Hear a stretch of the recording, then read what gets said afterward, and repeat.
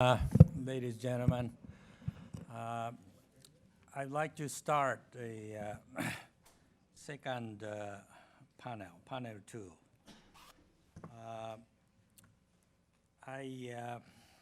This subject is Japanese, U.S., and Chinese interest and security strategies.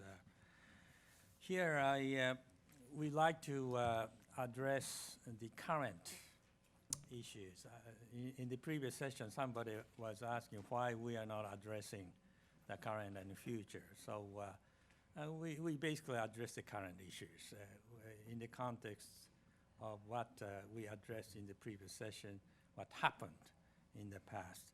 And some of the points are very germane, especially in the context of addressing all this important relationship between and among U.S., China, and Japan. Of course, there are some other regional actors like Russia and Korea and ASEAN and India and Australia and others. But still, I think essential strategic components of the regional stability is germane to the relationship between United States and the region, and especially United States, Japan, and China.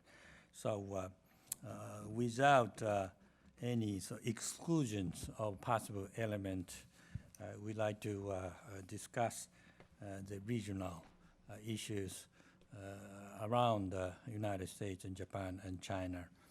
There are two things I noticed during the debate in the morning session is that when we address the Washington and San Francisco systems or regimes, that both of them were challenged by those forces, not necessarily within the core part of the system, I would say, whether it is Russia or China, whatever. So are these countries part of the current Asia-Pacific framework or regional security or even economic framework?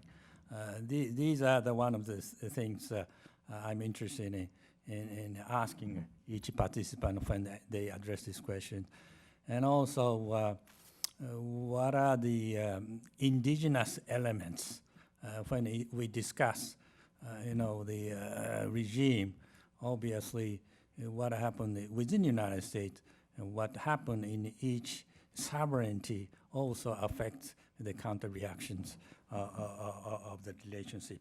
So with that, first of all, I'd like to introduce David Mike Lampton and ask him to speak. I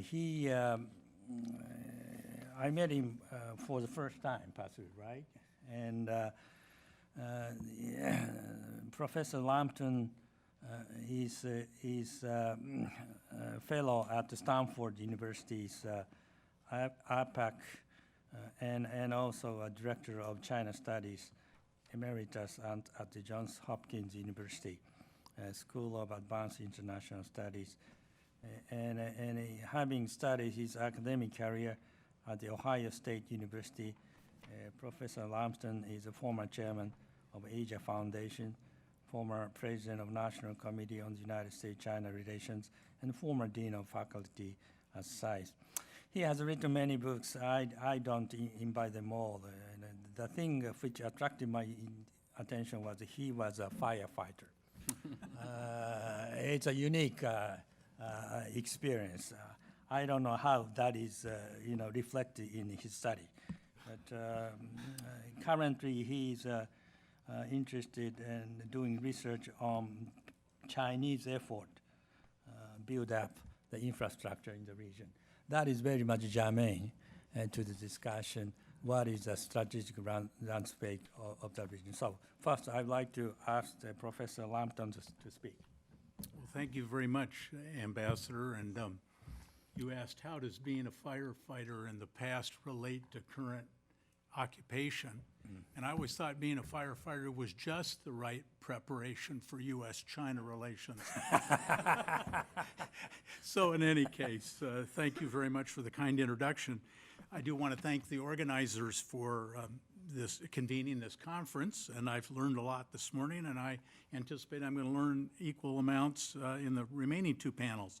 It started out with asking, the instructions we had started out by asking how you would formulate Chinese objectives. At least that was the question posed to me, and I was just reading over some interviews I had done with a Chinese think tanker, and he said the following, and of course China has diverse views, diverse interests, not everybody thinks the same, but I think this was a pretty clear expression of what I thought was the Chinese view, at least at a general level. He said the flying geese formation, that was a good idea.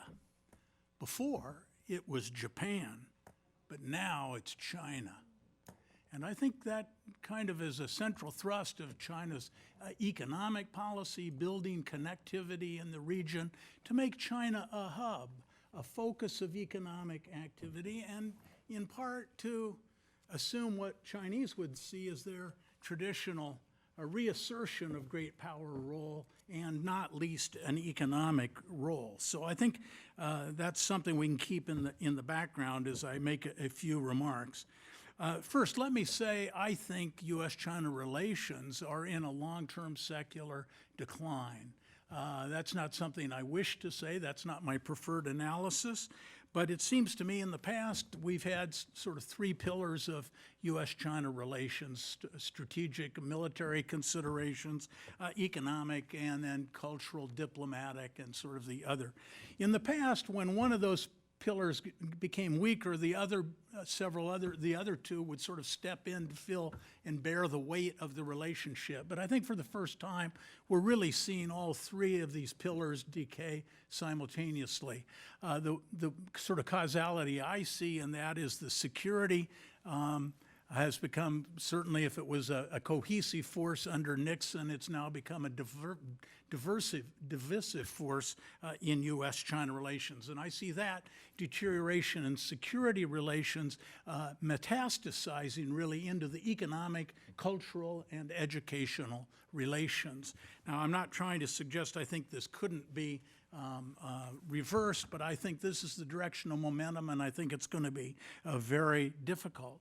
I have a great misgiving about that direction that I see, because I think it embodies a sort of absence of reflection on what the costs were with China when we had conflict in the Cold War. It was a set of quagmires around China's periphery, to put it bluntly. So I think we ought to keep in mind what the costs of conflict or high degrees of friction or loss of economic efficiency. I think they're going to be quite high, but nonetheless, I see this as sort of the direction. I won't go into all the landmarks along this long, sad trail from my point of view, but you could certainly easily go back to 1996 and Mischief Reef and developments in the South China Sea. You need to talk about the National Security Commission that China created in 2014 to prevent subversion as the Chinese saw it in China.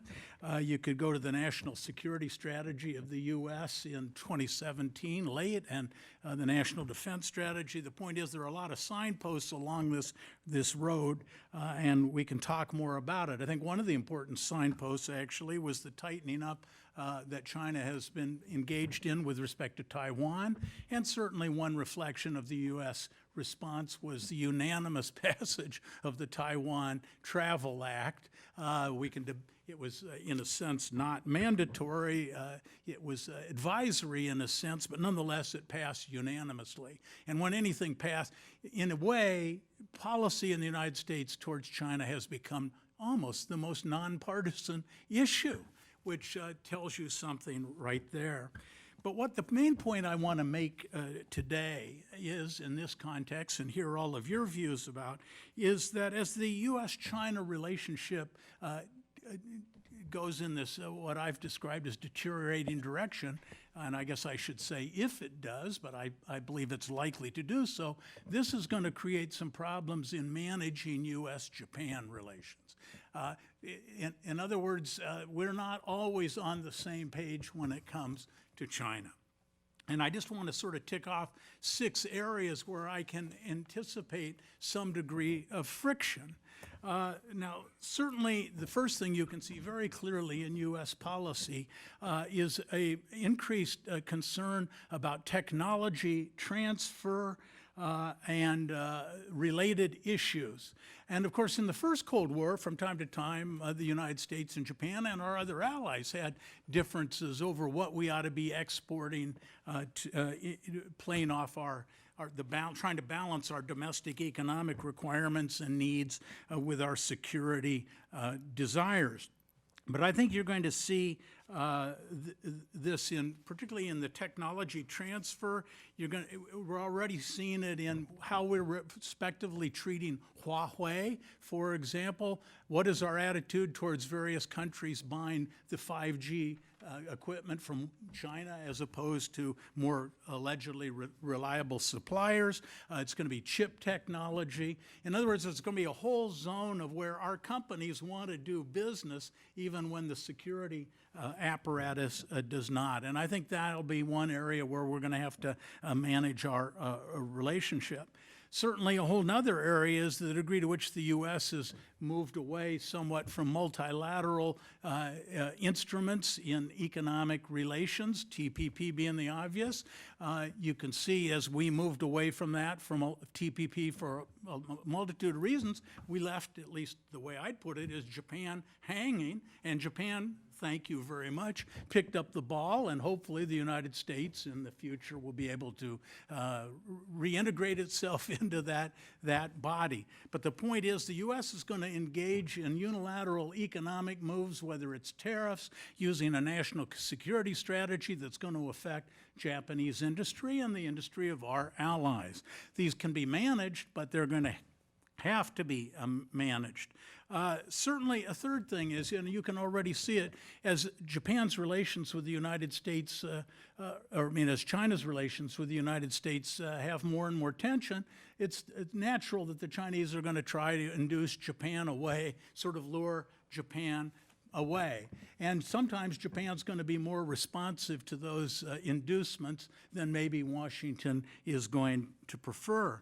Certainly another area is the whole area of, as there's a increasing arms race between the United States and China, and I think that's not an exaggeration to say that's what's happening, then we're going to expect more from Japan. Burden sharing, costs, how we can operate in bases, and so forth. I think these are all going to have to be issues that won't be particularly easy for us to deal with. Certainly a whole other area, it's been my observation over the years that as our security relations get strained with the PRC, we tend to become more sympathetic to Taiwan and want to more comprehensively embrace Taiwan. I'm not so sure how some of those moves towards Taiwan will necessarily play in Japan, and I hope in our discussion I would get a more finely honed sense of all of that. So the long and the short of it is, and my bottom line really is the irrespective of what you think about the downward direction in U.S.-China relations, I think it in some sense brings us together. But on the other hand, it's going to introduce a whole set of issues that we're going to have to manage. In other words, alliance management is going to become increasingly important if this relationship deteriorates further. Thank you. Well, thank you very much, Dr. Lampson. You said the very interesting things about this kind of dilemma. And Japanese are worried when the United States is too good with China, like Kissinger period. There was a sudden shock, a Nixon shock or whatever. We don't want to see that. But at the same time, we don't want to see the war breaking between Washington and Beijing, so that we would be entangled we are friend and ally with the United States, so the option is obvious, but still, we don't want to fight a war. So I think that's going to be very interesting question. You have a 4, 5, 6, 7 elements. These are very interesting elements to debate. But before moving into that one, I'd like to ask the other panelists to speak. And let me introduce Dr. Tetsuo Kotani. He's Associate Professor of International Relations at Seikei University, and also he's a Senior Fellow of Japan Institute of International Affairs. He's a very talented man, and he's an expert on the national security affairs, and he follows very closely of Japanese defense policy. So, Professor Kotani, please. Good afternoon, and thank you very much, Ambassador Sasae, for the introduction. In January this year, when the Japanese Diet opened, Prime Minister Abe made a policy speech, and he set the priorities in his foreign policy this year. And he listed Japan-Russia relationship, Japan-China relationship, and Japan-North Korea relationship as 3 priorities. But after that, every time I meet my American friends, my friends ask me why Prime Minister Abe pursues those 3 relationships. Putin, Xi Jinping, Kim Jong-un, they are all deemed to failure. So one of the recent tasks for me is to explain why Japan has been pursuing those relationships. And for today's symposium, I will focus on Japan-China relationship. I always answer to my American friends who ask those questions that what Japan is trying to do with China is try to embrace or hug the dragon. In relationship with China, you tend to be either a dragon slayer or a panda hugger. But what Japan is trying to do is to hug the dragon. Meaning, we maintain a realistic assessment of China. We no longer expect China will become a responsible stakeholder. We see Chinese challenging the existing international order.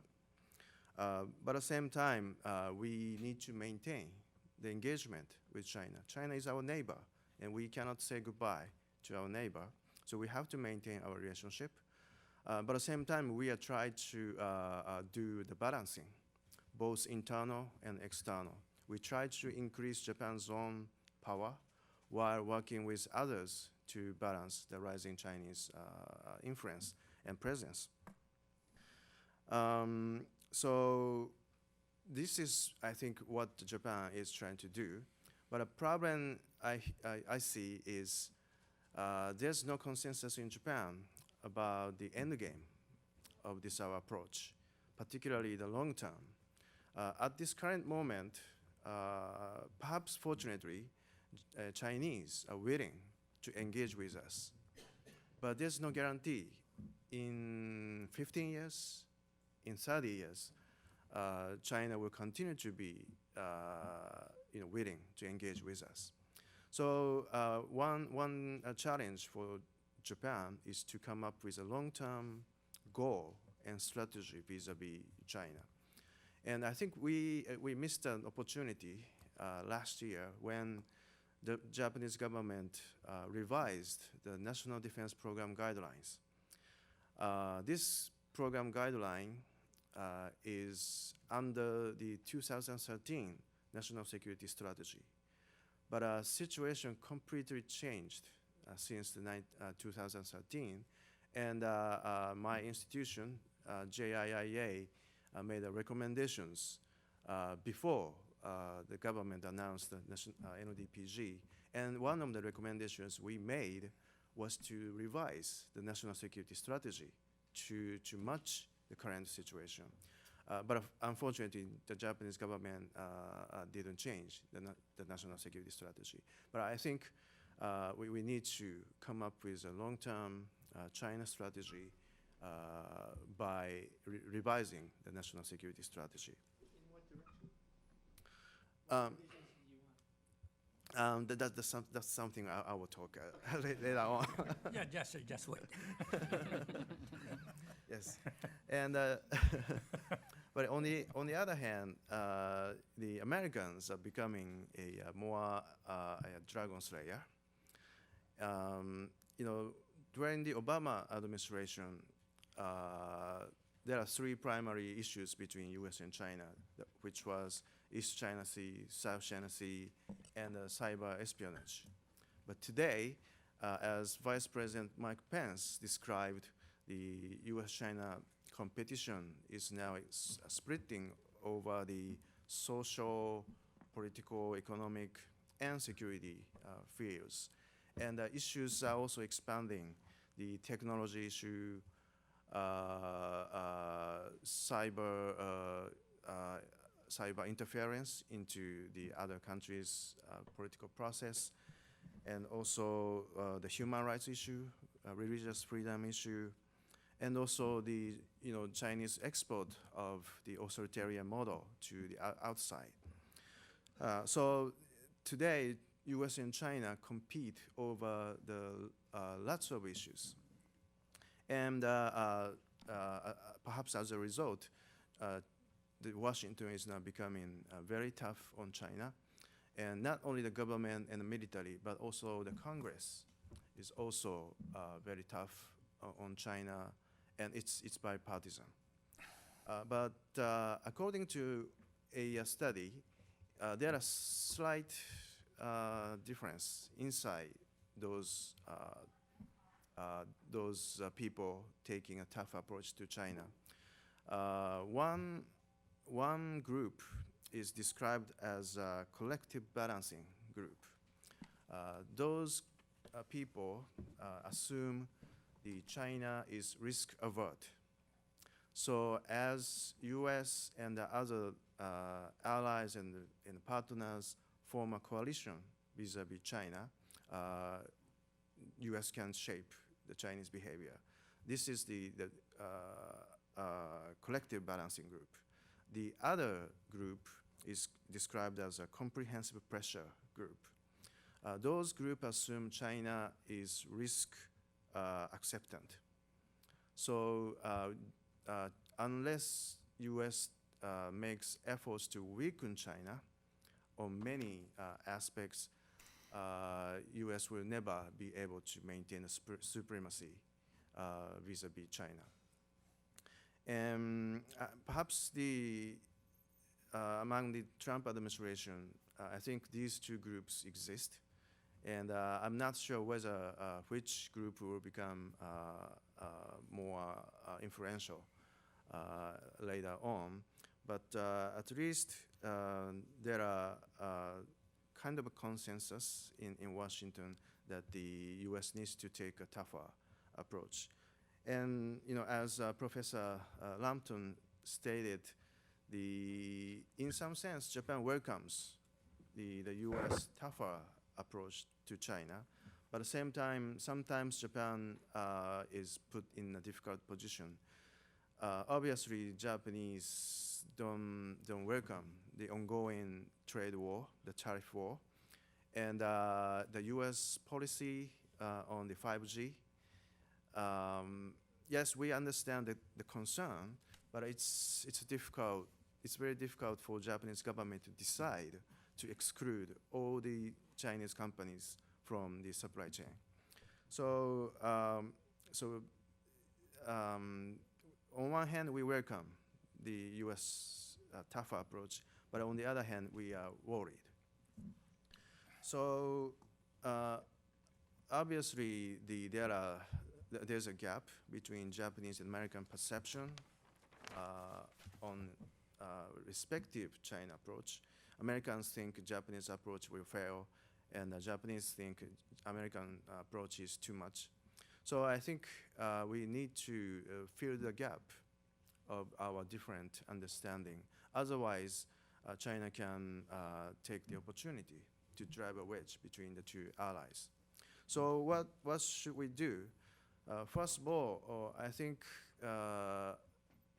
we can coordinate on our FOIP strategies. FOIP means a free and open Indo-Pacific. Now that both Japanese and the US governments pursue this FOIP. But American approach is more confrontational vis-a-vis Chinese BRI, while Japanese approach is more accommodating. We are more willing to work with BRI under certain condition. And I'm not sure whether US and Japan should take the same approach to China and to the BRI, but at least there should be a coordination of our division of labor. Perhaps the good cop, bad cop approach might more effective.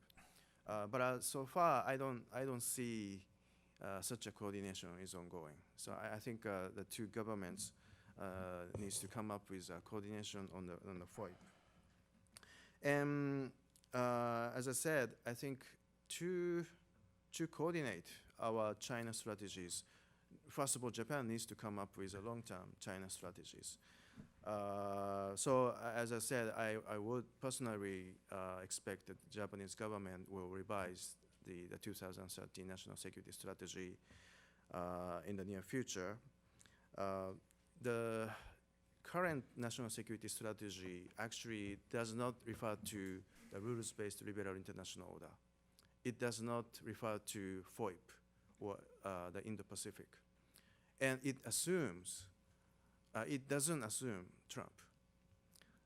The National Security Strategy assumes US leadership, but that is no longer the case. And I think we need to create our strategy based on a realistic assessment of the current situation.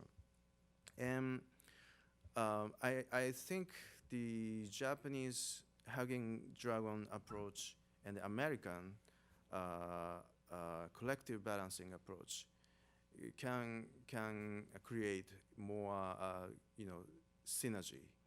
And I think by coordinating these two approaches, I think we can better shape China in the Pacific. So I hopefully US and Japan can come up with same expectation for China in the Pacific, and China may not become a responsible stakeholder anymore, but I think if US and Japan and other like-minded nations work together, I think we can still shape Chinese behavior. Well, thank you very much, Professor Kotani. This good cop and bad cop, I'm not quite sure how that will be working out, but I have my own opinion about it. But before doing that, I would like to introduce another panel member and ask him to speak, Mr. Jim Schaff, Dr. Jim Schaff. He is a senior fellow in the Carnegie Asia program.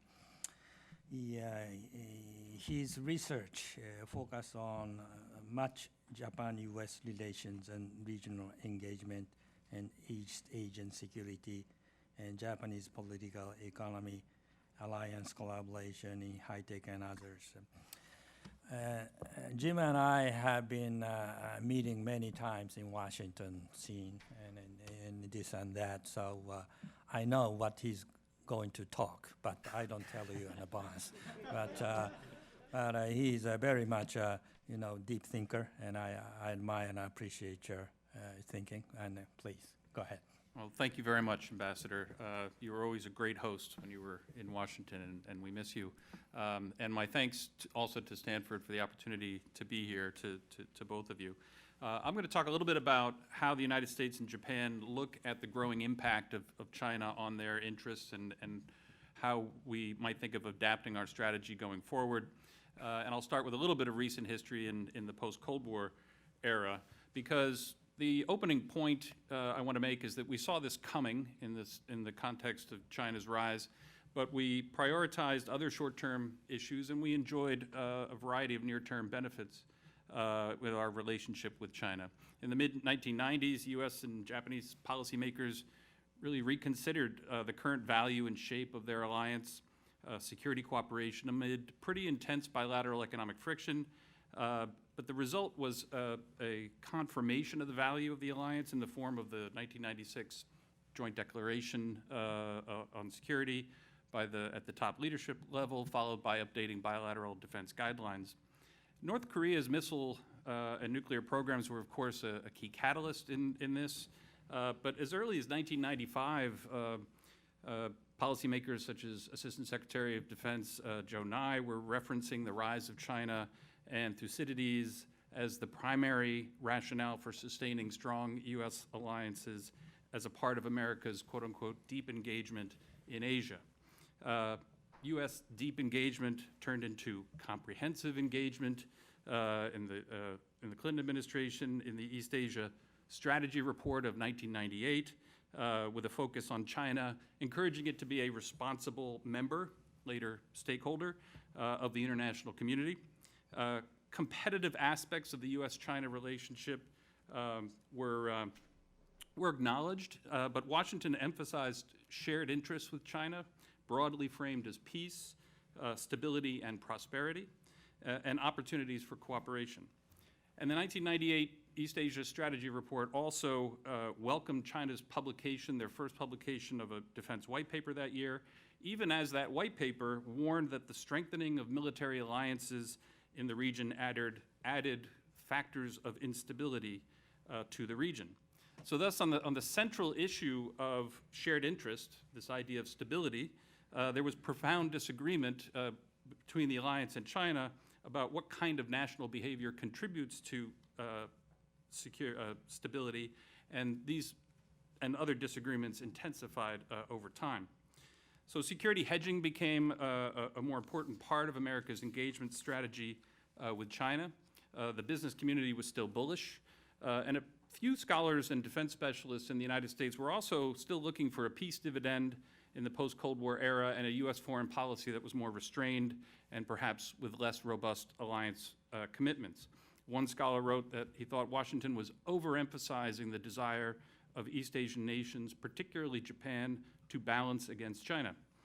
And even by 2003, he saw more evidence of regional bandwagoning, in part because, quote, China is likely to act within bounds acceptable to other nations. That view is much more rare today.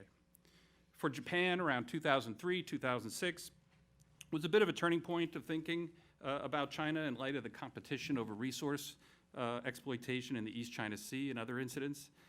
One of the earliest incidents of China flexing its military muscles for coercion purposes beyond Taiwan came arguably in 2005 when Air Self-Defense Force scrambles spiked versus Chinese intrusions after Japan approved offshore drilling rights for Teikoku Oil, a company at the time. Japan's experience with Chinese economic coercion, rare earth metals in 2010, and the creation of AIIB, the Belt and Road Initiative, and seeing other active actions by China over the years has really reinforced the priority in Tokyo's mind of a rules-based international order instead of one that is power-based going forward. Some U.S. analysts also documented a growing trust deficit with China throughout the early 2000s, stemming from a values gap, as they described it, and said the growing body of evidence suggests that the nexus between values and foreign policy could negatively affect U.S. interests. And this was in 2007. They posited that by 2020, China could be a responsible stakeholder with increased political freedoms and liberal institutions that support economic openness, or China's conduct could be marked by mercantilism with illiberal institutions, chauvinistic nationalism, and corruption that distort international norms and threaten neighbors. And it would seem that now the latter interpretation is certainly more prevalent in Washington today, but I would say that, in my opinion, not exclusively so.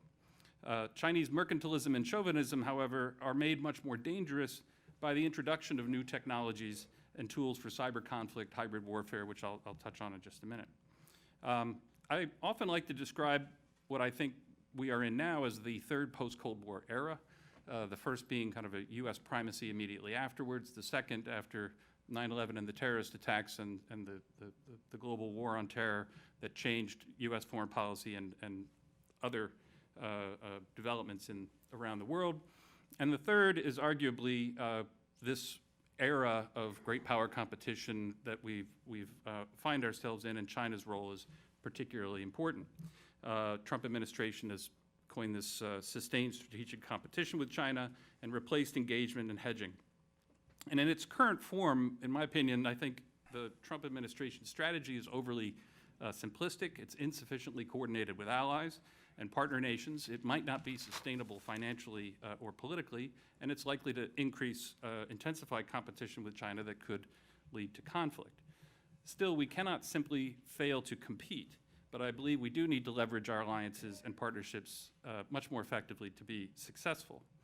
So in the first two eras, the engage and hedge strategy did not necessarily succeed, in part because I think we misunderstood how globalization and technology development could lead to parallel societal and political narratives, non-converging narratives. We have them in our own country, so it's not hard to imagine why they would exist between different countries. And the Asian financial crisis, the war in Iraq, the 2008 financial crisis really exacerbated this dynamic and gap. So what are the goals and strategy that the US and Japan have? I think they've been pretty consistent for a long time, and we share them quite strongly. In East Asia, basically we seek stability, openness, and access. And I define access by essentially the ability to preserve the first two by our own action. Objective one is shared by China, but as noted before, we do not define it quite the same way. In addition, we differ on the nature and degree of openness, and we certainly disagree on the issue of access. China has a growing influence and ability to deny number three, access, and to some extent number two. So there is also this issue of a growing contradiction or almost a trade-off between stability and the second two components. That is, we can either have stability or openness and access, but we may not be able to have both at the same time. I want to make sure I'll skip through a couple of things because I want to make sure I finish on time. The US does tend to discount differences of opinion within China, as well as many shared interests, I think, that we have in areas of market efficiency, environmental protection, ocean health, scientific discovery, and other issues. We don't agree with China necessarily on how to approach many of these issues, but they are shared interests nonetheless. Another way to think about what has changed over 2 decades is that China's circle of self-perceived core interests has expanded to a point where it now overlaps that of the alliance. Particularly around Southeast Asia, the South China Sea, and issues such as freedom of navigation, regional economic and military coercion. The US and Japan are not ready to cede that territory until we have a closer perception, a shared perception with China of regional order, rights, and privileges. So we have to work with China and others in the region to develop this consensus, even as we continue balancing or with our effort at competition. Now, how do we manage this within the alliance? I'll build a little bit on David Lampton's points. I've long thought that instead of a cornerstone or a linchpin, a better description for the US-Japan alliance is one of an anchor. The reason is that our national policies are crafted and resources deployed in ways that are tied to this anchor, but the anchor line or the anchor chain can be of varying lengths, so that we have some flexibility in our national approaches. We might have a longer line, greater diversity of approach in the diplomatic area, slightly shorter in the economic sphere, and the shortest in the military area. Negotiating bilateral defense guidelines, for example, is an example of a very short anchor line for security. Japan's engagement with China on RCEP trade talks or some coordination with BRI are examples of a longer anchor line.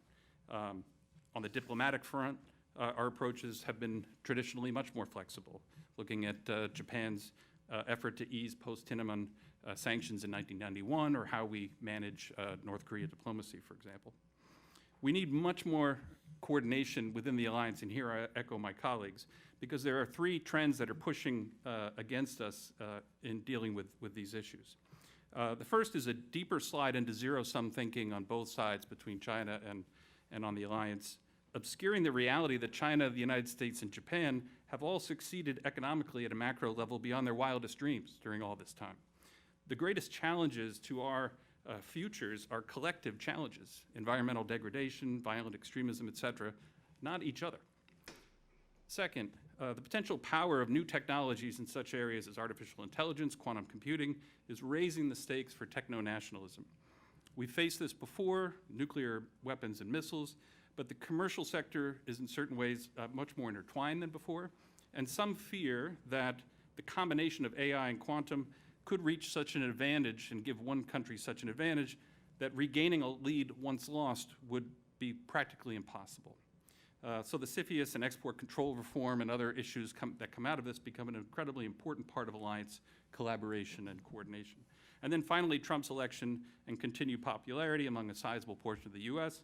electorate suggests that certain pillars of U.S. foreign policy, support for alliances, multilateral institutions, are not valued as highly as they were. So this is something that we need to look at as well. So I need to wrap up here pretty soon, but I have just one more point I want to get to. So we've launched into this enduring competition with China at a time of general prosperity and abundance. It's not clear what leaner times or economic crisis around the world would do to this competition. It could emphasize or exacerbate zero-sum thinking. It could actually push us together, or it could have a negligible impact. We have not yet bounded our competition with China. It's not clear how widely it will expand into the Arctic, outer space, new realms of cyberspace, et cetera. We should seek to bound our competition and develop with others acceptable rules for overlapping core interests. We need to maintain a very tight security anchor line, in my opinion. We won't have the same military access that we've enjoyed before, but we can compensate that in part by strengthening partnerships with regional players, India, Vietnam, and others. We will need to tighten up our anchor line with regard to technology development and intellectual property protection. This is a great new challenge for us, but together with Europe, I think it's vital to maintain a science and technology edge. This does not mean that we need dominance, but I think it's important to maintain that edge.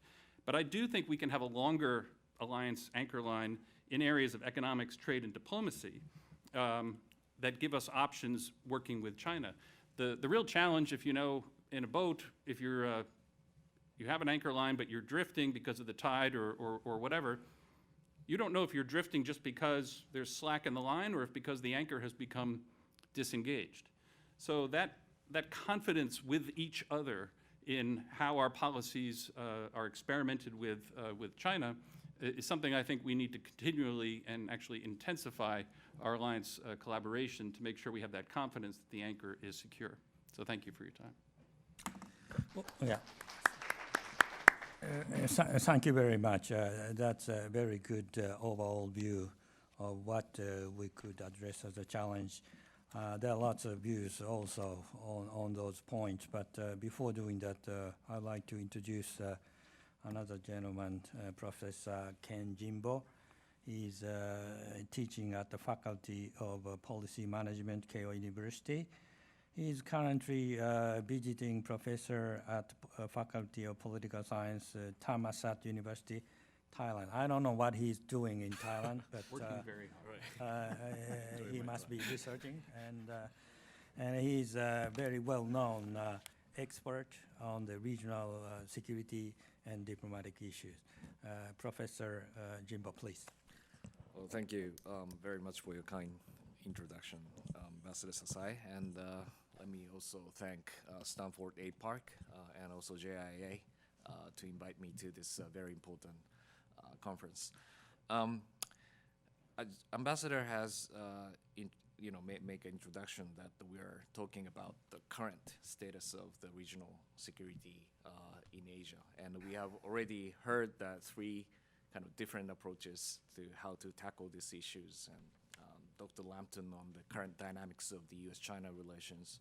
Kotani-san made a point about Japanese formulation of the China strategy would be definitely needed, and Jim excellently, laid out overviewing the 30 years of the developments of, especially on the U.S.-Japan coordination on the regional security policy. And my role here today is to, again, I think my talk's timeline is quite similar to what the Jim has already mentioned. As the past 30 years of development of the regional dynamics and how the alliance Japanese defense policy and the regional security dynamics has tried to adapt this change. Because when we talk about the present or the concept of the current, the snapshot of explaining current is very difficult because we are looking at the moving target.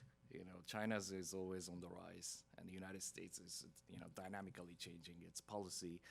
And you cannot really stand still at what kind of status quo management could be made possible today, could be applied next year or 5 years later. We are looking at the very dynamic process of the regional approach. This is my first point.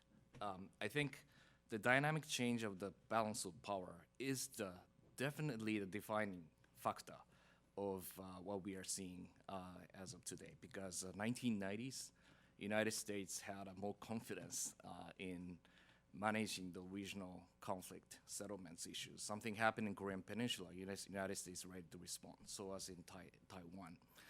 But in current 2010s, as China expanded its own naval Air Force capability and expand its concept of the anti-access and area of denial, it created a huge cost for the United States to engage in the region. That creates the rethink about the formula of how those conflicts and escalation could be managed, not by the United States, but also through the alliance. So the whole dynamics of how we can really settle the issue has been dynamically changed in the past decades, and that's one. And second, when we talk about the power shift, and we all talk about U.S.-China dynamics of the power transition, somebody talk about the two key details, Trump things. But to me, it's a very important, defining factor, structural factor, but it's a long-term processes because China is on the rise, but probably China may be able to take over the U.S. GDP, but probably in 10 years, 2020 something.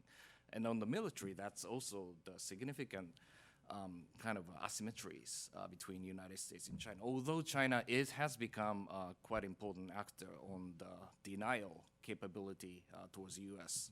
Military engagement in the region, but it's far from having a parity between United States and China. So that's a significant difference of what we seen as during the Cold War between United States and Russia, and both had alliance between East and West, and that's a significantly like a systemic differences that we have in U.S.-China relationship. But there's another scale that we really need to focus. That is the China versus neighbors. And it's a kind of a asymmetry between the U.S.-China relationship vis-a-vis U.S. alliance and partnership relation with China. Because the clock of power shift is ticking much earlier and faster than U.S.-China dynamics. It's a long term, but we are looking at the short-term relationship. Look at Japan-China relationship. It was 2010 that China has overtaken the size of the GDP of Japan, and it's really widening its gap. It was 2005 when Chinese defense budget and the Japanese defense budget was also the same size. But now, look at how China spends. It's like 4 times bigger than us, and probably it's going to be 6-7 times bigger in 2020s and probably 2030s. China will spend 10 times bigger defense budget than Japanese, and it's far from making the reality that Japan itself make an indigenous balance of power or the escalation management vis-a-vis China by our own capability, and that is the timeline that we are seeing. Vis-a-vis China. That's true for Taiwan, true for Southeast Asia. That's a kind of short-term kind of the ticking of the clock of the power shift. And then the United States comes in. So it's a very kind of complex picture of the power shift that we are playing, and that really makes our alliance management quite difficult. Because we are looking at the new domain, like gray zone challenges, how to deal with senkaku, that was not an issue of early 1990s, but that was the issue of late 2000s and also 2010s because of the new domains coming up. And how to make United States more kind of secured access to region, which is a counter A2AD strategy or operational access, maintenance, and those are the issue to deal with the new domain of the capability that the China is trying to perform in the vicinity of China and also beyond. And the third new domain comes up with like a new technology, as the Jim laid out, is on the unmanned vehicles, AIs, more integrated C4Is, and all that things creates the alliance management quite difficult. So this is the first kind of important platform to look at the strategic circumstances as of today. And second, how United States, US-Japan alliance has tried to adapt this dynamics in past 30 years. I'll try to describe in 2 minutes. I think that there has been the three waves, as Jim pointed out, like a third post-Cold War. I tried to steal his conceptualization. I think the first kind of adaptation came in the 1990s, as you can easily see that there has been the Gulf War, and Japan tried to redefine ourselves, and Ambassador Armacost kindly introduced those kind of history. And then the actual specific situation that we really need to adapt is the first nuclear crisis of Korean Peninsula, 1993 and 94, and Taiwan Strait issue, 1967, and those are the time that the Japan is required to redefine our role in the alliance. It is not about the territorial defense, but it is Japan's role to how to expose our own capability to deal with that issue through the alliance. And that actually required us to adopt the new US-Japan Defense Cooperation Guideline in 1997, and we enacted the new law how to provide the logistic support to the United States in areas surrounding Japan. And that was the 1990s main agenda of the alliance. And 2000, 9/11, global war on terror, and those kind of global engagement was also the issues. So in 2005, if you look at the US-Japan security consultative processes, we have adopted the very important keywords called the common strategic objectives. And that is not only limited to the regional arrangement, but also in the global. So under the Koizumi administration, Koizumi-Bush arrangements, that the main theme of the alliance is how to make alliance like a globally functioning. And those are, I think, the second wave of the alliance adaptation in 2000s. And I think in 2010s, and many of those Japan specialists here in Stanford and also in the Europe and anywhere else says that the Japan is normalizing, right? And Japan is trying to overcome the past restrictions, then become the global player. And that was the main tone of those Japan debate in 2000. And I think that in 2010s, I think we are having a U-turn back to the territorial defense, back to the regional security. Why? Because the China is rising so dynamically, and so was Europe. I mean, Europe says the global NATO, why don't you just join the NATO? Everyone, NATO will be, responding globally. But now Europe is very busy with their own problems. Russia, refugees and terrorism, all here in Europe, and they are very busy with their own problems. So was Asia.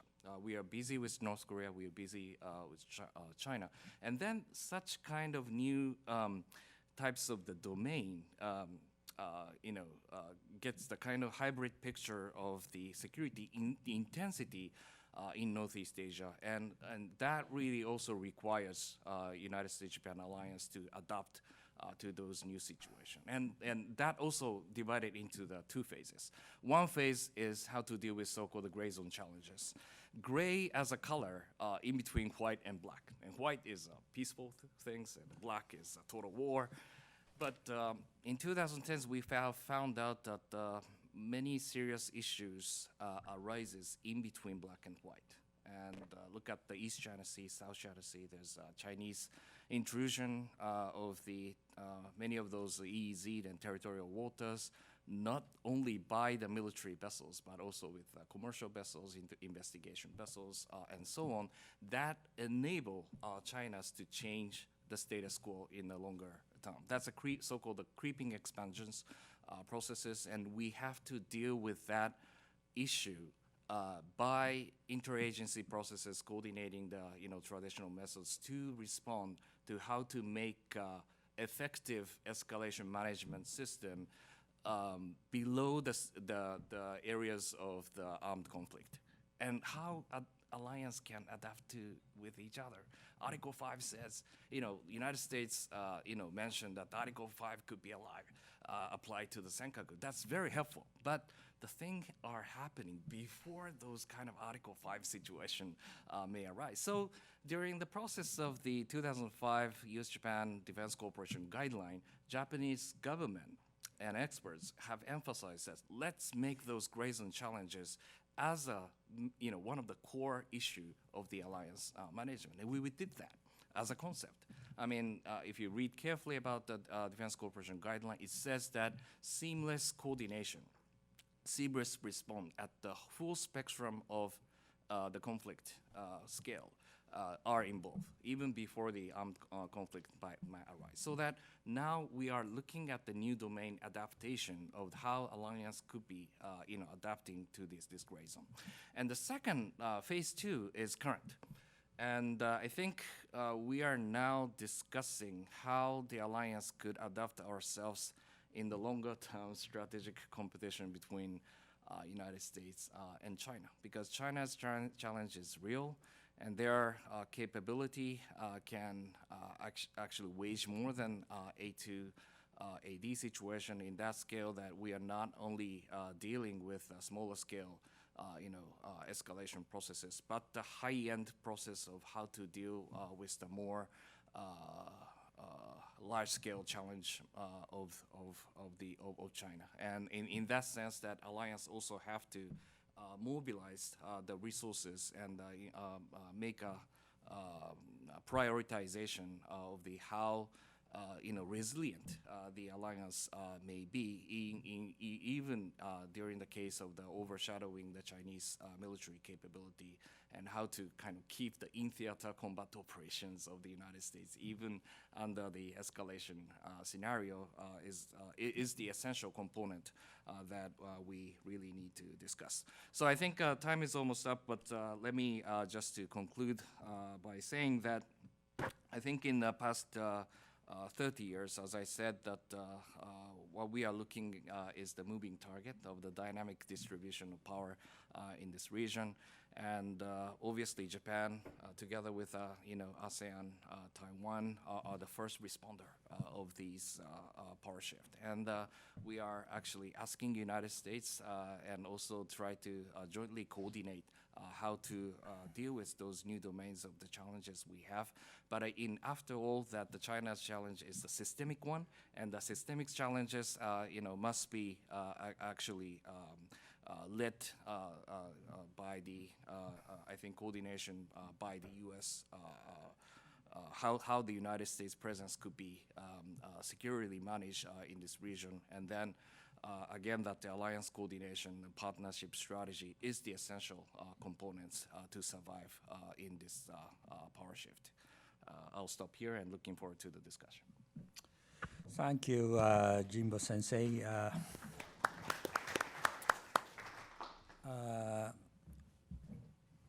There are quite a number of issues raised, but for the sake of the argument, let us focus possibly first on China. I mean, what is the nature of a Chinese threat or systemic challenge, as Jimbo Sensei said. Jimbo also said the moving target of the thought. whether it is economic growth or military growth, military expansions, more activities, or even democratic retreat. There is much hope before, but it's not really going into democratic society. Or they are sort of a soft power. They are motor export to those developing countries, especially weak countries. Is there any Chinese, influence zone developing around the world and so forth? My question is that are we taking the nature of a Chinese expanding threat properly? What I mean is that are we not overreacting? Is there any Chinese weakness? We tend to think that China is growing everywhere and coming toward us. But looking from inside China, it might look different. China might be worried about all these Americans' containment together with Japan and Taiwan, and try to topple down weakness of China and so forth. So let us talk a bit about what are the nature of Chinese challenge, and then in relation to what is the policy of the United States, especially U.S.-China relationship, because for the moment, we see U.S.-Chinese economic or high-tech confrontation, whatever, on top of the some growing concern about Chinese military build-up, including their, Sierra nuclear weapon capabilities. While INF, United States and Russia are now in trouble, China continue to grow without any cap or limit. Where is China heading for? Is China going to be like United States, a big military power, Indian Ocean, whatever? Or what are they? So let us talk first about this Chinese threat or competition nature. Then possibly we could discuss the impact or the relationship between Japan and China, and also Japan-U.S. alliance and relation. I'd like to discuss in that order, if I may. Please, whoever the speakers. Please. I have to defer to a China expert yeah. first. Well, I'm not sure there are a lot of China experts around at this point, but in any case, I want to pick up on your point Yeah. about have we exaggerated China's strength, or how do they look at their own weaknesses and their vulnerabilities? And then I'll just briefly say something about, well, so what's the threat nonetheless? I think China's got lots of very profound weaknesses, and much of its behavior comes from its own recognition of its weakness and defensiveness. But among those, I would say legitimacy crisis. It seems to me Xi is behaving as somebody who's trying to anchor legitimacy in strongman rule as the economic system is generating a middle class, and there's a big disjuncture there. If you ask what's the major job of a political system, one is to have succession that's predictable. I don't think they have a very stable succession system, so political institutions. I think we've talked a lot about BRI, and I'm doing a study on that, but let's just put it this way. I think China has overcommitted beyond its capacities, and many people in China see this overcommitment and say, why are we building railroads in Laos when we have problems of such magnitude domestically? So I think what we see in a sense with Xi is he doesn't know how to deal with the pluralized society except through the toolbox of the old governance, the Leninist governance system. So I think he's got lots of problems. And a lot of the behavior we're seeing is defensiveness precisely because of that, not to mention slowing growth. And growth has been, I think, the ultimate legitimating factor for the last 40 years. So I'm quite sympathetic to what I think was the implication of your question, Ambassador. Now, on the other hand, I think there really is a problem here, but it points to how you deal with the problem. it seems to me that China has moved in two directions. Well, the basic problem is that China has moved away from, let us say, more humane governance. I'm not going to use the word democracy and human rights, but more humane governance. It gets a little disturbing to see China talking about sending youth out into the countryside. That's where I began my career, studying China. So certainly in terms of norms on term limits, so I think you have sort of the move away from, I hesitate to say political reform, but positive political change, albeit limited, and the move away from market orientation. And I think the U.S. could be, and maybe, I don't speak for Japan, obviously, but maybe Japan would feel the same way. When China's moving, however slowly, in the more positive direction, patience can pay off. At least the future promises to be better. But when those trends are actually going in a negative direction, then patience just becomes dilatory tactics to hide the fact you don't know what to do about it. So I think the threat China has posed, in a sense, is our assumptions about where China was headed have been drawn into question, and that's really the big problem, it seems to me. The other is the marriage of technology and social control, social accounting, facial recognition. I was staggered, and I think I've used this example before, but it just sticks in my mind. Went to this Mobike, the sort of shared bicycle company in Beijing. And they took us, the company took us into their control room. And the basic fact was, of course, it was a map of Beijing with, I would say, thousands and thousands of bikes the dots moving around on the map. And they could, in real time, tell where every bike was going, who rented the bike, and all of the associated data with and then, of course, you have facial recognition, too. So this, I think, is designed to kind of push every kind of humanitarian political control button that a Westerner, in particular an American, has. So I see them behaving defensively with lots of problems, but the direction of movement is not reassuring, whether you look at it politically or economically. Okay, any other views from the panelists? Jim, do you want to say something? Sure. No, I'm interested to hear that, and generally speaking, the people that I talk to about China, the more experience they have with China, usually the more nuanced explanation you get, and the people with less experience are more certain that China is, as a whole, of government strategy to basically take over the world and kick the United States out of Asia.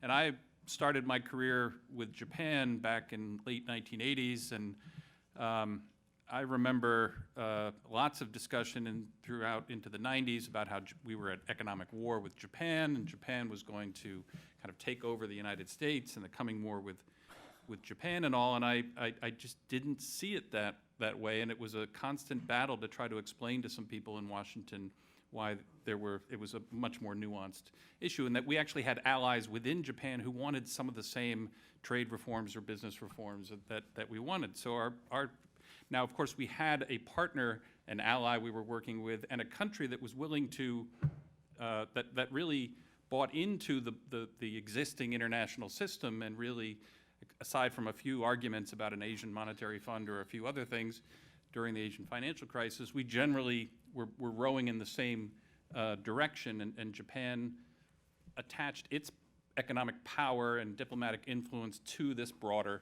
initiative. I don't necessarily think China is pushing against the international system or international order. I just think China has pursued an all-of-the-above strategy. We're going to do the WTO, we're going to do the World Bank and the United Nations, but we're also going to do the AIIB, and we're going to do our own little bilateral things here and there. Some have called it a portfolio diversification strategy. So there are elements that we can work with, but I still see the biggest challenge to us in this area of these overlapping circles of perceived core interest. And primarily it's in these areas where China has developed an ability to really apply economic and military coercive pressure, where it wants to write the rules toward its own benefit in those areas, and I don't think they overlap with some of our key priorities as well in terms of how international law and our partners and allies in Southeast Asia and that arena are going to react. So until we have some agreement with China on what some of the acceptable rules of the road are, I think that's where that competition really comes in, because we're not willing to just simply give that up and say, okay, China, you within this circle, that however you define it, you get to do whatever you want. And so that's a real challenge to our economic and political futures if we can't. So that's a legitimate threat in my mind. I don't want to overreact to China, but I think they are posing a challenge to some of these things that have worked so well for the world up until now. Okay, yeah, I agree with you, Jim, on this importance of rules-based thinking. That's what I think countries around the world, including Japan and the United States and some Asian countries, are more trying to work on this rule-based order, in spite of the fact that we are not quite sure that China will be getting on board on the rules coordinated by the Western world. But still, I think this is a goal. But in doing that, our power, if there is a balance of power, still matters. Our balance of power is sufficient enough in terms of economic power together with military power. And for that, I think there are some positive factors involved on the part of the United States. You say this area possibly Trump administration might not be necessarily popular, but what I think is important in terms of American engagement, both in terms of security and military presence in the region, I think it's basically welcomed by Japanese audience. But let's talk about first on this economic front. Do you think that Chinese economy, although it's slowing down, it's coming back once again a little bit, but there are arguments that in the future Chinese economy might not be growing as we predict now. 10 or 20 years term, people say that it's overgrowing and superseding us. Is that real? I mean, in every country there is a plateau. You grow and plateau and slow down. If Chinese economy will come to that stage, well, the economic growth might be not necessarily as spectacular as we imagine from now. Well, and even on this, trade and economic confrontations, for the moment, people are worried about. But optimistic assumption is that both Washington and Beijing needs a deal. I mean, for domestic political reasons, but it doesn't mean that it would resolve the long-term competition on the technology. So what is your views about the comparative strength of the alliance or a group of the nation to counter Chinese military and economic power together? Please. Any views about it? Please. Ambassador Sasae, I think that was a great question, and I also like to raise other panelists and audiences because I personally don't get the full grasp of what really is happening in Washington, D.C. on China policy. And it seems to be that in past 2 years, United States have firmly determined to pursue the strategic competition with China, as described in National Security Strategy, National Defense Strategy, Pence speech, CFIUS, Congress, as you mentioned, that we're seeing like a comprehensive tough voice from Washington, D.C. Even people like Kurt Campbell, Eli Latner talks about his own disappointment on pursuing the previous engagement plus policy. And seems to be that that has two components. One is like a strategic military domain on the status quo management, maintaining a general balance of power, how to deal with the specific issues. And the second, importantly, that's the economic domain of compete, compel to win the, especially in the next generation technologies and networks. And as Kotani-san pointed out, that are we managing this concept of the strategic competition within the alliance has been quite doubtful. In the sense of strategic and military, we are in the strategic competition for the past couple of decades, so that's okay. But specifically in the economic domain, as Kotani-san pointed out, we are not in line with the same trade strategy with China. Restriction of the 5G specific, the firms' engagement in the markets, slightly yes, but not fully. And if you look at the policy of the UK, Germany, they have its own different screening processes on this. And something that I thought is that on the 5G issues, obviously the Huawei is one step ahead on these technologies. And there are always the import substitutions, economic nationalism elements that the Japanese and the United States company wish to kind of make its own progress on the technology by restricting the access of the 5G internet. Are we doing the healthy competition on that issue? And I'm very doubtful. And after all, 5 years later, we have a very expensive 5G networks, which is not internationally competitive. Are we doing the right things on this? And that's my concern on how we deal with China under the concept of the strategic competition. Very interesting. You want to say something? Okay, please. Well, I was just going to say that I think the key zone of competition actually is economic competitiveness. And certainly China's making not all of its policies are conducive to economic growth, but it's got a lot of things it's doing right economically, or broadly speaking. And not only the high savings rate, education, increasing R&D expenditures, more innovation, at least as mentioned, measured by patents and copyrights, so forth. It's building infrastructure domestically, and it's building infrastructure abroad that funnels economic and human activity towards China.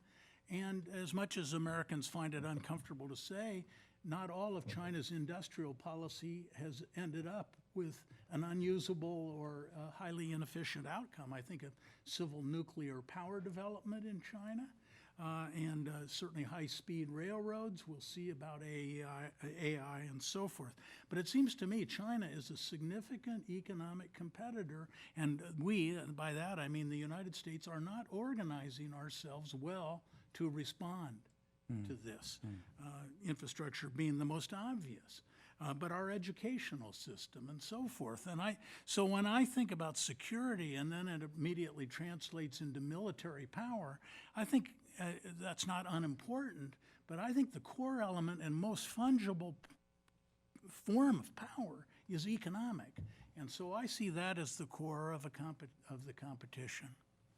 Well, thank you. I kind of agree with that because, in terms of relative military power and strength of the United States vis-a-vis China, it's still overwhelming. We all know it, right? Even though in some areas in the future, well, there might be some erosion as Chinese would catch up. But in terms of number of nuclear weapons, missiles, and all this, capacity to deploy, and all these, friends and allies in the region around the world. China doesn't have any allies and friends. I mean, militarily, whatever. I mean, even though they do exercise with Russia, 1, 2, 3 things, it's not a real friend and ally. So, in that context, in the short run, to be honest, in my opinion, I don't have much worry. But it's more of the economic and technological advances they are making, which could be translated into military technology and capacity building and artificial intelligence in outer space and all these, future generations of military sort of equipment things. And that's also, I think, a worry. That's why I think Americans are now beginning to be very much hard on unfair practice of Chinese industrial policy. Jim, you want to say something? Well, thank you. Yes, I just wanted to add also the political element to this, because the political dysfunction in Washington is a big problem. We talk about the weaknesses that China faces and some of the legitimacy challenges, but we have both a political dysfunction and a associated budget challenge and problem that we're not able to address, and it ties to this issue because folks like those who wrote Death by China and Peter Navarro and others see the rising inequality, economic inequality in the United States and the problems in certain parts of the United States. They blame the drug problem. Everything is laid at the feet of China for some of those people. But the issue is there are really real political, economic, societal issues that need to be addressed, but the politics is not addressing them. It's simply shifting the blame. Now, maybe China is responsible for 10% or 20% of some of those things. Carnegie actually has a project they've been working on state by state, a couple of key states, looking at the impact and the nexus of foreign policy and domestic economic policy, and they can actually help identify how much job loss comes through automation and technology development, how much comes from China is being diverted. So China is a factor, but it is not the complete answer. And so that's also part of what's feeding this Trump administration approach to abandoning some of the multilateral institutions and discounting the role of allies. In some senses, the United States is being a rule breaker or is not following the rules-based order itself. And so the more we stray from that, the domestic political legitimacy and then the international kind of diplomatic legitimacy is being diluted at a critical time. And so I think we need to regain some of that so that we can strengthen ourselves in this longer-term competition.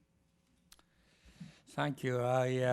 Before making the floor open, I would like to quickly address Japan-China things because it looks like Chinese government is changing their policy recently, try to regain, improve the relationship with Japan, and they are welcoming, Japanese Prime Minister visit to Beijing, and Chinese leader is willing to come to Japan. So there is a political signal now, not only bilaterally, but also globally, that they would like to also come back to a better relationship, not simply for the sake of their problem with the United States, but globally, I think they think that there is a merit in it. So is there any concern on the part of the United States that while the United States is having some serious problem with China, when Japan is moving to have a more balanced relationship, is that a concern to the American audience? Well, just quickly, I would go back to my anchor line discussion, and I think we should not be concerned as long as we have close coordination with Japan and agreement on the fundamental strategy of how to go forward. Right now, my sense is that Washington is pretty comfortable with the Japan-China relationship. They see the reasons why they need to actually work on improving it. I think a good Japan-China relationship is in the U.S. interest, and it's good for Asia. And we know that there's enough skepticism in Tokyo about China and concern. At this point, I don't see much worry on the U.S. side. There was some on the Japan-Russia piece a little bit, but even that has kind of faded. Do you mean for the administration or for Americans? Well, I'm speaking for, I guess, the Washington Circle, the Okay. inside the Beltway, the deep state, yes. All right, deep As a state. card-carrying member. But no, I think the Trump administration gets very positive feedback from Abe and at a variety of levels on their China policy, generally from their colleagues in Japan. There may be some private misgivings on the Japanese, as expressed today, about, especially on the trade front, but generally, they are getting little pats on the back, I think, mostly from their Japanese colleagues on keep up the. Okay, all right, please, sir, please. Yeah, floor is open, please. Just a second.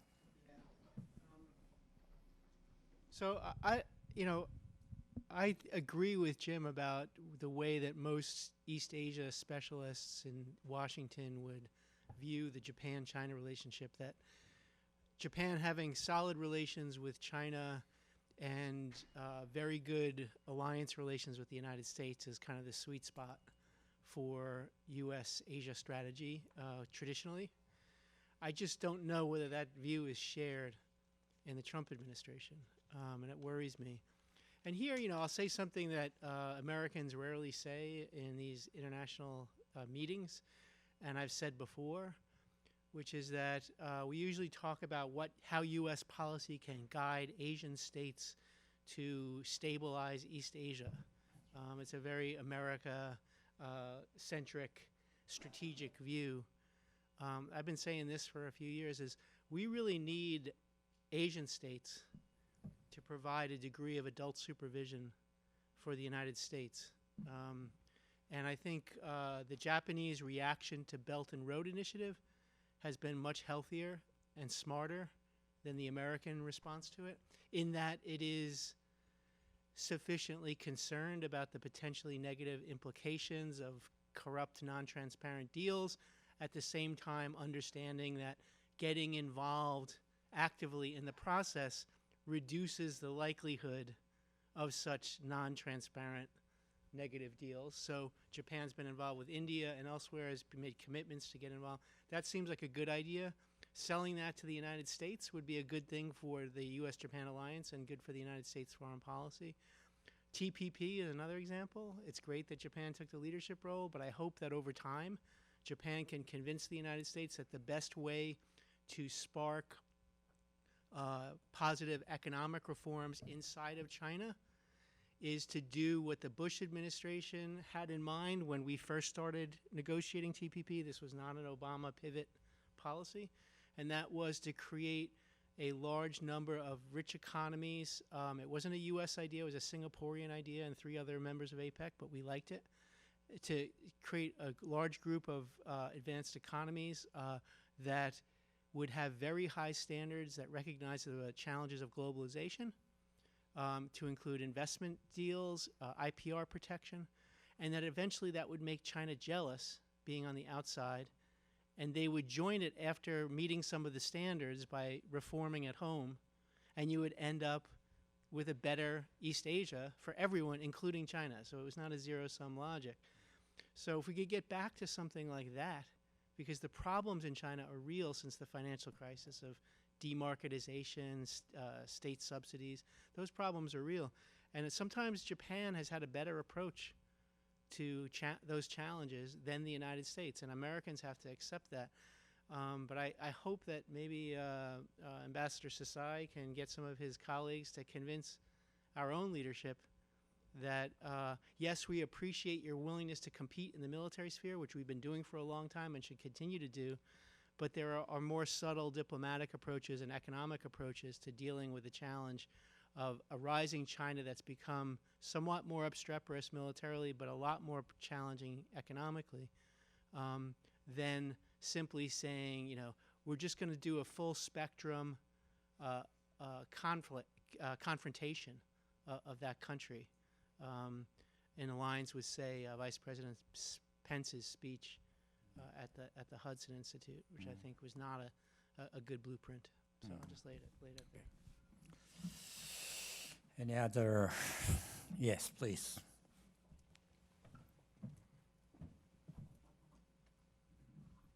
Yeah, I want to.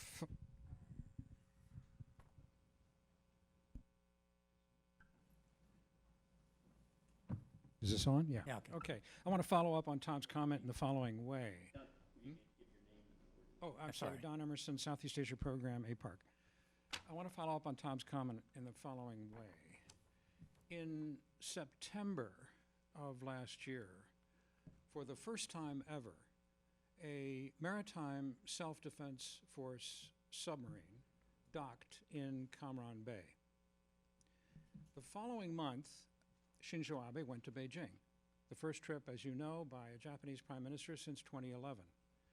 As I was watching this, because I am a Southeast Asianist and therefore rather restricted in my knowledge base, it occurred to me that this is precisely the behavior that one would expect for a member of ASEAN. In other words, you do something that annoys China, and then a little while later, you do something that, you know, China might like. A visit by the prime minister, for example, right? So I'm trying to tease out of these little bits of behavior some sense of what could be an important emerging orientation, if not strategy, coming out of Tokyo. And Professor Kotani, I think of all of the members of the panel, you came the closest to suggesting what that might look like. But there was a certain tension in what you said, if I may put it that way. I was particularly struck by a couple of assumptions that you made, which you implied undergird the discussion at the high level in Tokyo that would produce some kind of a renovated foreign policy. The first assumption was that China will never become a responsible stakeholder, okay, which is interesting. I mean, we remember the days when maybe it was wishful thinking. Well, it was wishful thinking, let's face it, with all due respect to the people who wished that things would turn out that way. The second assumption that you made, which is also, I think, very striking, is that Japan no longer assumes American leadership. And the combination of those two assumptions is extremely interesting, and there's a lot of sort of logical dynamics that I'm not qualified to spell out. But I will say that I was then additionally struck by your reference to FOIP, the Free and Open Indo-Pacific, because that seemed to me to be an old-fashioned notion in the context of your assumptions. If China is not going to become a responsible stakeholder, what appeal would a FOIP have to them, and would they not then automatically interpret that as I think they do already, actually, along with the very meaning of the Indo-Pacific, never mind the adjectives, as a threat against China, which puts us back, you know, in an old-fashioned sort of almost a 19th century notion, which many people say is going to sweep the world. That is to say, don't be naive. Globalization is an economic factor, but there's no political globalization that follows along. We have a time of springing up sovereignty all over the place, right? So there's a kind of a tension. And the last thing related to this, and then I'll shut up, is this. Have there been discussions in Tokyo about what an East Asia would look like under Chinese leadership, and how Japan might adapt to such a situation creatively, successfully? You want to go? Okay. Well, thanks for the question. I think the Japanese government announced the FOIP as strategy originally, but recently we changed, kind of downgraded from strategy to vision. And there's some speculation that this is a kind of signaling to China, because China was very much worried about the FOIP strategy. So we kind of moderated our advertisement. But this month, our largest helicopter carrier is sailing through the South China Sea with US Navy, Philippine Navy, and the Indian Navy, when we are trying to further stabilize the relationship with China. So on one hand, we continue to implement FOIP through maintaining the freedom of navigation and rule of law, and endorsing the universal norms and the values. But you know, as I say, we are kind of hugging the dragon. So we need to engage with China.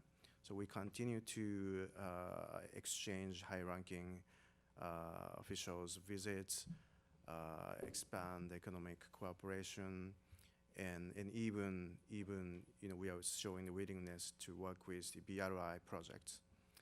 So what the Japanese government is trying to do is to make the BRI less harmful, rather than confront, like the Trump administration is doing. So it's a very delicate balance of engagement and hedging. And I think Japanese government has come up with this very balanced approach. And I think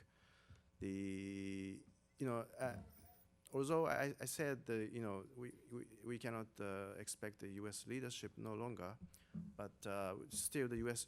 is a very indispensable partner. So we are very much happy that the U.S. government is doing the FOIP. So in that sense, Japan can influence the U.S. policy. Although our FOIPs are slightly different, but still, we can influence the U.S. policy in the Pacific. So I think Japanese government will continue this kind of approach. Before asking that, I would like to supplement a bit. He's explaining the government positions from a private point of view, but I'm also doing the same things. But I don't think that the Japanese government is believing the United States leadership is dissipating in the regions. If you look at what the American government doing to China, approach could be very, confrontational, possibly. But who else could do that to China, to be honest, to change Chinese malpractice? Trade policy, industrial policy. Could WTO do it? Could TPP do it? Could either one individual nation do it? Only the United States could do it because of its power and assertiveness. That's what this government is doing. So if there is a result coming from that approach, people might say that, well, it's not really, it must be a global standard. It's a uniquely Trump standard. But if that could produce the change of malpractice of Chinese, well, people say that's nice, thank you very much. So for that reason, I think it is my position, it is easy to be critical of Trump administration approach to China, but when it comes to actual delivery, if that could deliver the things we couldn't do, then we should be candid about what he would deliver. Now, number two is that this FOIP. I'm not quite sure about this change of rhetoric. It's a change of policy, to be honest. This strategy to idea or whatever, and there could be some narrative policy, but I think essence is that this is expressions of the policy, expressions of the values we have harbored over 70 years. Freedom of economy, and passage, and all the values, rule of law, whatever. And it's up to China whether they will be on board. We are there. We continue to be there. If you'd like to come over, you are welcome. If you can't do it, it's your own way. You could go on your own way. So this is not really a confrontational policy. But if you could include in that approach some pure military component as a military sort of a containment, part of the policy, then that could be a very dangerous thing. So I think we should make that separate from overall notions of expression value and the defense strategy around this, quads or whatever you call it, That is moving in parallel, I would say, not necessarily as an essential part of this FOIP. So for that, I have a slightly different view about this, even American notions of FOIP. Yes, please. Yes. Oh. Yeah, okay, all right, you just go first. This is Deepak Bangalore again. This question is for Jimbo Sensei. It may actually be better for Sasae-sama, but in all the time I've spent in Tokyo, the best alumni parties have been at Keio, so I have a special, I mean, there would be people hanging down from the chandeliers, all kinds of stuff. Anyway, there was a very strong pro-China faction in Kasumigaseki. What is their fate? What has happened to them? Are they still around?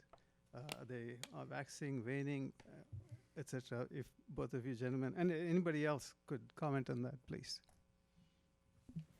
Sensei, please. Basically, those pro-China faction at the current state is driven by our economic interests. So Japanese business community, especially the Keidanren, those big business association, infrastructure sector, and also the METI. Those are the faction who promotes the Japan-China economic relationship. And that is also defining factor of how the both leaders tried to agree last October, especially on the concept, under the concept of the third-party market corporation. So there has been the 52 specific agreement has been made, led by those factions that I made.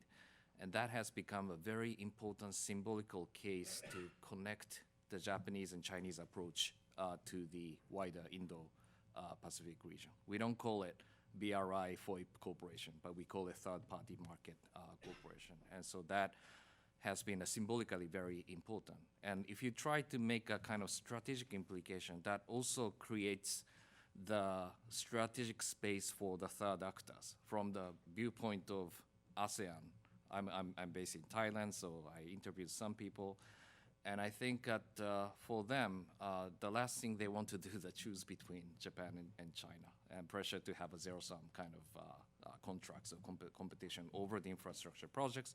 But once that those symbolical agreements could be made, those third actors have become a very much kind of working space on those economic projects. In that sense that the policy we try to pursue on the economic collaboration with China will create the better kind of playing ground for other players. But again, it is very difficult to make a co-financing because we are having a very different logic of the financing situation. So if you look at the beneficiarities and cost-benefit analysis and having a kind of, for example, high-speed rail for the EEC project in Thailand, actually Japan is not competitive at all vis-a-vis Chinese investment behavior. So that the concept is there, reality is very difficult. Please. Sorry. Oh. So, Carl Eichberg, U.S. Asia Security Initiative. I'd be interested from anybody on the panel, especially our Japanese friends. If I were a Japanese strategist looking at the Korean Peninsula, I can make a pretty strong argument that I don't want that problem solved because that's your guarantee America is anchored in Northeast Asia. And that if you get some kind of détente and some kind of big withdrawal of U.S. troops, that would have a huge impact on Japan because part of our rationale for our Japanese forward presence in Japan is the Korean Peninsula itself. Almost all of our forces in Japan have a reinforcing mission in Korea. So I'm interested in the deep debates that go on about Japan's national security strategy. How do you look at the Korean Peninsula? I would ask Kotani-san to speak first. Well, when President Trump met Kim Jong-un last June, the some Japanese defense experts started to talk about possible withdrawal of USFK and its implication for the defense of Japan. And I think there are three pressures on the USFK at this moment. One is the ongoing US DPRK engagement that might lead to the withdrawal of the UN command. And the second pressure is that the Trump himself, he doesn't think USFK is worthwhile. And the third pressure is transfer of OPCOM from South Korea to from US to South Korea, and the current Kim Jong-un regime is pursuing this transfer by 2022, and if that is realized, that might change the structure of US ROK alliance, and that might also impact the function and the roles of USFK. So we are, of course, concerned about Trump's quick decision on the shrinking or withdrawal of USFK. But at the same time, if the change in the US ROK alliance structure is inevitable, we have to adapt, and we have to come up with a new posture. And you know, my personal thinking about it is if there's any change in the USFK, there should be a change in the USFJ. Currently, USFK commander is a 4-star, USFJ 3-star, but maybe we can change, switch, and then if USFJ commander becomes operational commander, that might further strengthen the US-Japan alliance. So that may be positive movement from Japanese point of view. So this kind of issues we are now discussing. I would one supplement. As far as I know, the current talks, negotiation between the United States and North Korea doesn't really include all this posture change of U.S. forces in Korea. That's my understanding. But having said it, in the future, if we are successful enough to get rid of North Korean nuclear weapons and toward more of peaceful coexistence, even to unifications, we have to see the role of U.S. forces in this peninsula. But before coming to that point, I guess there is a long way to go. But there is a final question. Yes, please.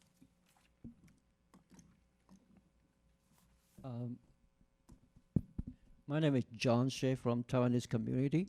That's a question regards the the rise of China is always a threat to the East Asia region, and then a couple of the panelists mentioned that Japan is the neighbor of China, but Taiwan is also the neighbor of China. And back in 2005, China passed the Anti-Secession Act. To me, it's a kind of direct challenge to the Taiwan Relation Act. And according to the San Francisco Peace Treaty, the United States has been authorized as the principal occupying power. But my question to the panelists is there a legal basis authorized China to issue, to pass the anti-secession law to challenge the Taiwan Relation Act? And will the United States accept it? Okay, anyone would like to respond to that? No? Okay. Well, then I would respond. Well, Taiwan question obviously is a very important question in the regional security debate. On the one hand, I think we don't want to see the disruptions of the relationship between mainland China and Taiwan.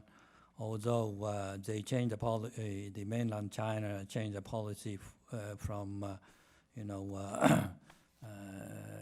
unification by force to peaceful unification. That's still standing, I hope. And although China is trying to advance this policy to isolate Taiwan diplomatically and using their economic leverage to squeeze, and also to show some muscle on and off. So in the short run, I think it's still okay, but in the longer run, there is more tension possibly arising between the Taiwan, sense of independence, not really legal sense, but all this Chinese pressure, and this is one of the issues possibly we need to address in the next session in terms of the future. There is a stop sign right there, and so I would stop here and. Can I just say a word? Yeah, on that? please. Because you picked a particular time, that 2005 was the Anti-Secession Act, and that came against a background, and I think it tells you a lot about U.S. thinking on Taiwan. You had Chen Shui-bian from the American point of view. President Bush, W. Bush, was and is, I think, quite sympathetic to Taiwan. But Chen Shui-bian was not respectful of the interests of the United States in not getting drawn into a conflict. And so in 2003, at the White House, President Bush really, in the presence of the Chinese premier, Wen Jiabao, admonished Taiwan, in effect, for, let's say, behavior that wasn't consistent with the U.S. interests. And I think also at that particular point, then China wanted to increase what they would call deterrence of Taiwan.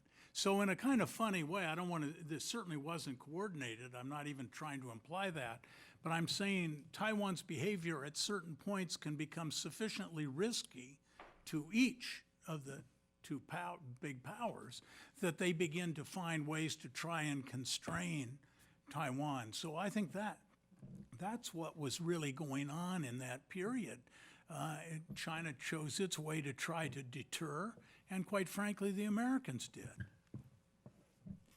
Well, thank you. I think with that, I'd like to conclude. Thank you very much. Would you give me a, thank you.